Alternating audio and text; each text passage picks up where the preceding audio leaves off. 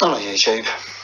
I just found this on the internet, on the BBC 8 hours ago, on the 5th of November 2021. Mental health, unqualified therapists exploiting vulnerable patients. It's a matter of concern, isn't it? When those who aren't qualified seek out or encourage vulnerable people to contact them for some help. However, this doesn't bother the BBC, so I'm slightly surprised as to why they're running an article like this. The BBC doesn't care about it at all, doesn't care about unqualified people seeking out vulnerable people and exploiting them. Because the BBC featured a man called Andrew Ashworth in an episode of Panorama about VIP child abuse. Andrew Ash claimed to be a victim of a number of very, very prominent people, MPs and entertainment people. Andrew Ash seemed to be being handled by a group of people who would include Bill Maloney, Chris Fay, John Wedger, Brian Gerrish and Brian Harvey.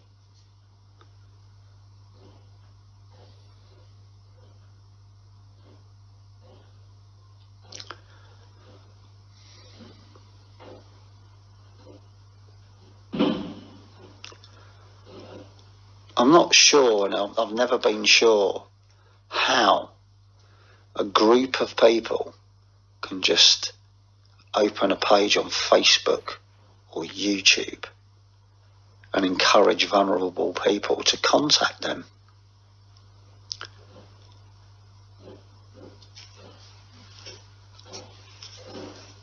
I mean, people contacting them might not just have been adults, there may have been children as well. This is also a group of people who's one of their extended friends in Wilfred Wong actually kidnapped a child violently at knife point and were going to traffic the child abroad.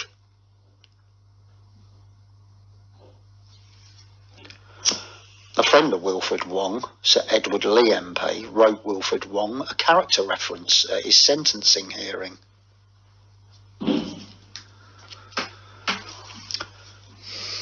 One thing I do know something about, and that is the effects of childhood abuse and childhood trauma.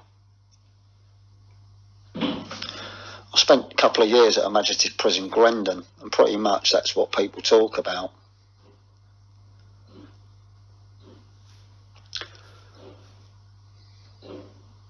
Many of those people's offending and some of the serious crimes that they committed were connected to their own childhood trauma. It's not an excuse for that behaviour, for their crimes,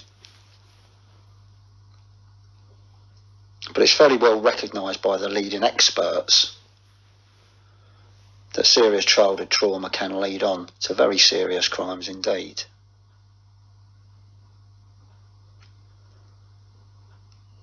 It's not a subject that unqualified people should be messing around in, really. So I've had many concerns over this over the years, and that was one of them. How this group of people have been allowed to operate on social media, encouraging vulnerable people to contact them.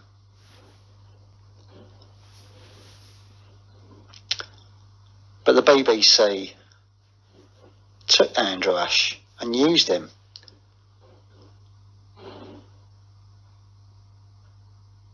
How did the BBC get in contact with Andrew Ash? Was it solely just something between the BBC and Andrew Ash? Or was it the likes of Bill Maloney and John Wedger and Chris Fay and Brian Gerrish offering Andrew Ash to the BBC? I don't know. We don't know these things, do we? I think we should know these things.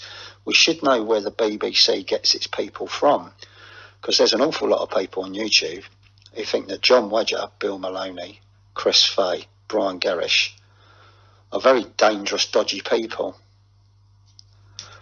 As I've said, one of their extended group recently kidnapped a young child to traffic the child abroad. So how does the BBC sway this with its conscience?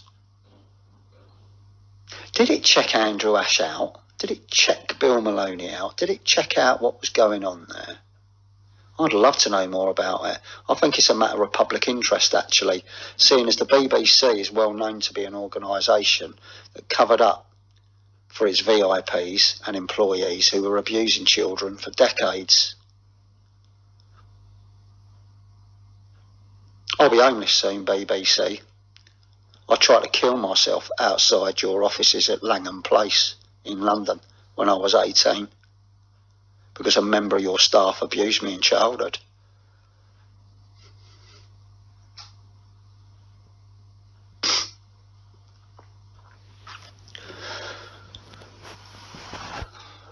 I'll be down your office again soon. And I'll be asking this question to people in your foyer